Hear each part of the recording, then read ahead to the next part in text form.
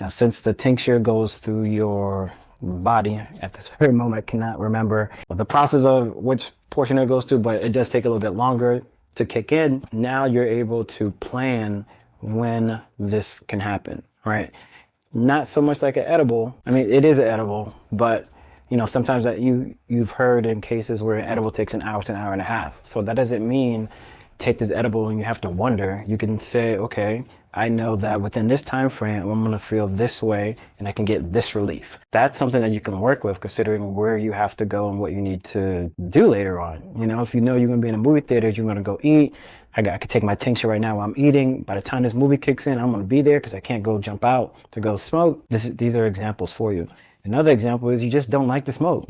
Not everyone wants to sit down for however long it takes you to smoke to reach your desired effect. Your tincture allows for a better, precise dosage. And since it's MCT oil, or even if you did the Green Dragon method, it's really easy to combine to anything to infuse it. Not everyone has the opportunity to go out, but let's just say you went out to your favorite restaurant. You can't just go out. I mean, some of us have done it, but we might just go out real quick, go smoke, come back, ready to go eat. If you take your tincture prior, then you don't have to leave anywhere. You don't have to interrupt the flow of the restaurant. Don't have to interrupt the flow of sitting down and enjoying your food with somebody. You could take your tincture. By the time you are ready, you could be ready to eat, or you could just infuse your meal right then and there and go about